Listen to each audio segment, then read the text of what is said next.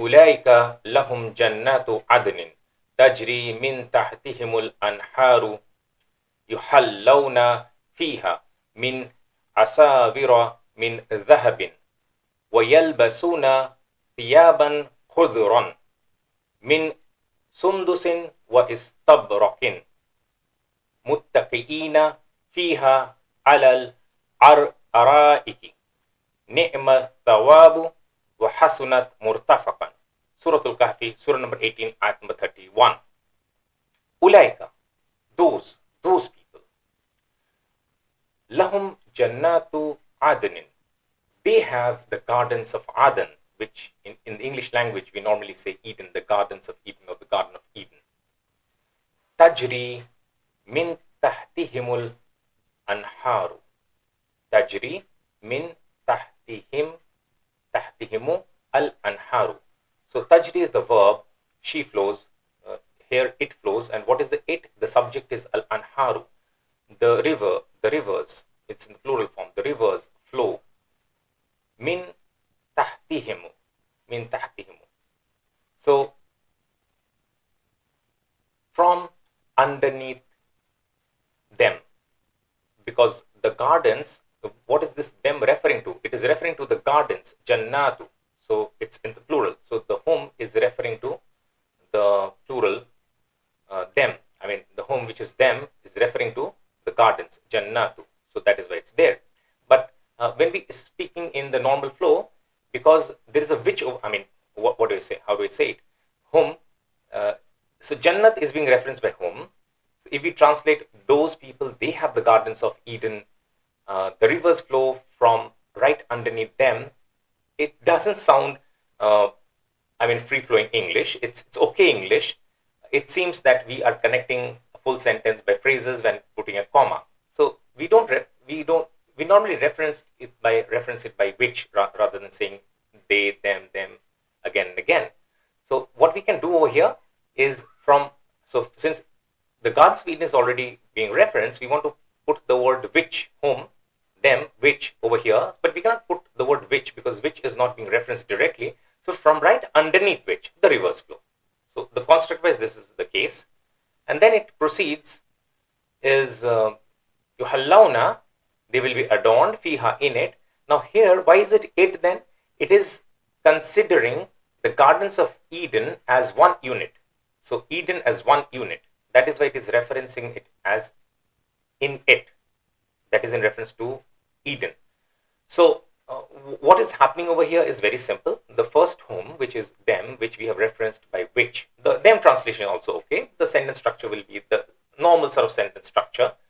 The rivers flow from right underneath them, right? And then it says they will be, the people, they will be adorned in it. That is in reference to the garden as a unit. So they have the gardens for themselves. That's a unit for them. Okay. Adorned in it, fiha, in it. Min asaviru min dhahabin. Min asaviru min dhahabin.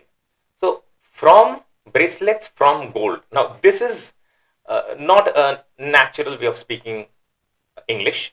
So again, I have told this previously also.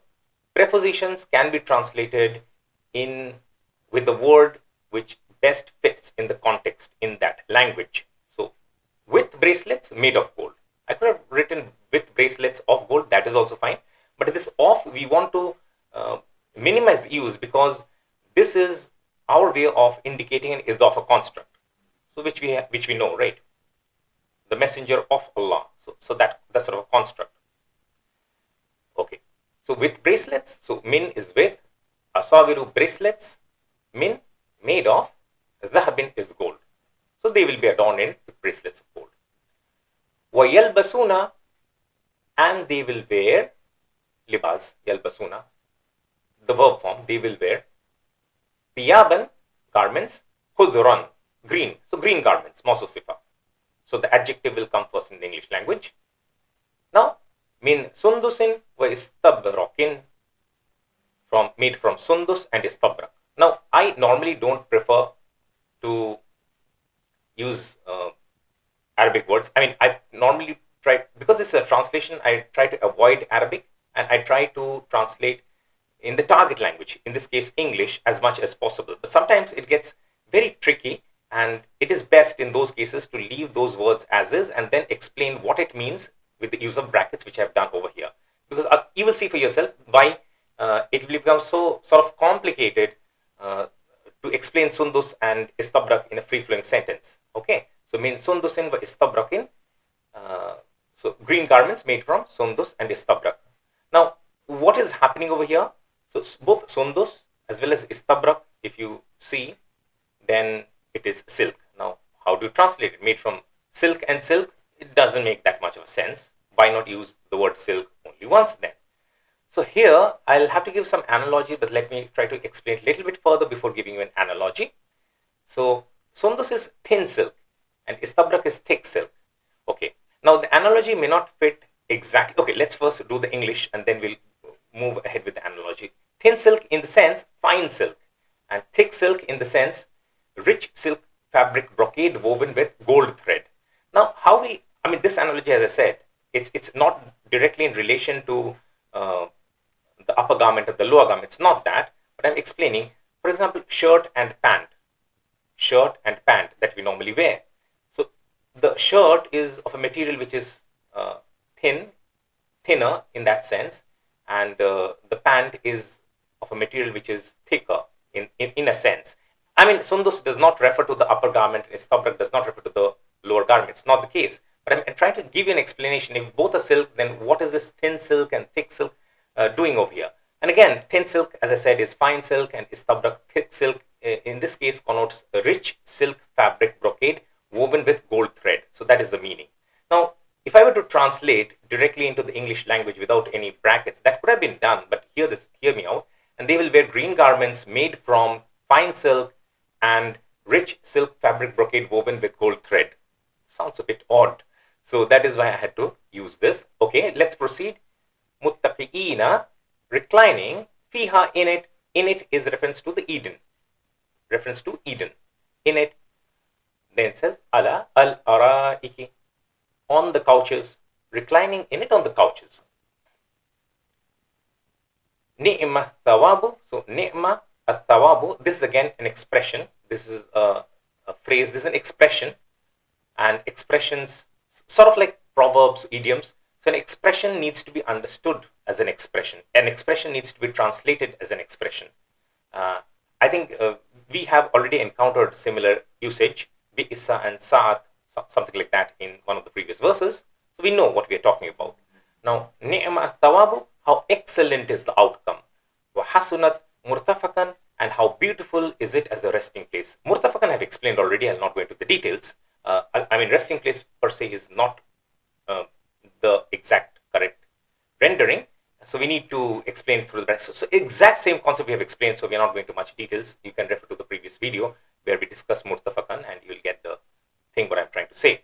So a place and time of comfort, to lean back on a pillow. All there, rafaka referring in reference to pillow. This word mirfakan appeared in reference to, I have explained, the cave and comfort, and as if not just normal comfort. What do you expect in a cave? Rocks. There you expect a pillow. Forget about pillow, not even a bed you're expecting. So the comfort will be as if you also have a pillow. So it's talking about luxury in that sense, in the cave. And we know the context, right? So this is it. Now, you could translate what an excellent outcome, what a beautiful resting place. We could do that. How excellent is the outcome? How beautiful is it as a resting place? Both are okay. If you ask me my preference, I don't have any preference as such. Both are okay translations. It's just an expression, right? How excellent is the outcome? How beautiful is it as a resting place? If ever so slightly, my preference is for using how in this construct, not what. The what is perfectly okay according to me. There is no problem with that translation according to me. It's just an expression, right? So I don't want to go too much into it because that would be an explanation. That would be delving into the English language, which is not our intention in this session. At least we can do a session in English. That would be a very different type of session. That would not even be a part of this channel. Maybe can be discussed in other sort of under other discussions. So that is it then. I think I've covered everything. Let's I mean, yeah, except for the Murtafaqan, which I've explained in much details in that verse. So yeah, there is one more thing. So ulaika, those, there is a softness associated with ulaika, those people. Lahum jannatu adnin, they have the gardens of Eden. So they have what should I say? They have achieved or attained salvation or eternal success in that sort of connotation. That sort of softness intonation is captured. So words alone is not sufficient in written form when you are speaking it out. So those intonations add to the meaning of it, right? So ulaika, those people, lahum, they have the gardens of Adn, they have the gardens of Eden, Jannatu Adnin, they have the gardens of Eden. So they are the ones who have attained eternal success. They are the ones who have attained salvation. So that softness is there that we need to understand. And tajri min tahtiha al-anharu, the normal translation would be the rivers flow, because tajri is the verb and the subject is al-anharu, it's in the rafa status. The rivers flow from right underneath them, in reference to the gardens I have explained. So just hear me out. The not so good flow, those people, they have the gardens of Adn. The rivers flow from right underneath them. It's breaking, it's putting sentences one after the other with the use of comma. But look at this now. Those people, they have the gardens of Eden, from right underneath which the rivers flow. So it adds to the beauty. The Arabic captures the beauty intrinsically, inherently. But in English, we have to render it in that manner for us to appreciate to do full justice to it. The intonation, the message. Not so much strategies over here. This is a message. And then the rest of it is, I think I've explained everything. So with min, with and made of. So that's how English works. From bracelets, from gold, with bracelets made of gold. Prepositions can be used. I've explained this so many times. Even in this verse, I've explained. And sundus and istabrak as well. And the couches. So everything is. So now, since we're talking about the people of Jannah, it's a beautiful description, right? Sometimes we're talking about the people of hellfire, and that's a very scary sort of description. So both the things are mentioned. One more thing.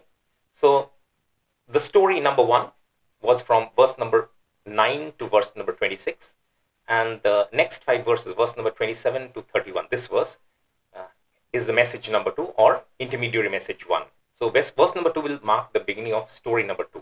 So another interesting juncture we are at right now. So that also needs to be kept in mind. So these are just 5 verses, 27, 28, 29, 30, 31. 5 verses. So from 27 we started, and till 31, which we are doing today, was message number 2. Right? This also will help us in just keeping track of the structure of the surah itself.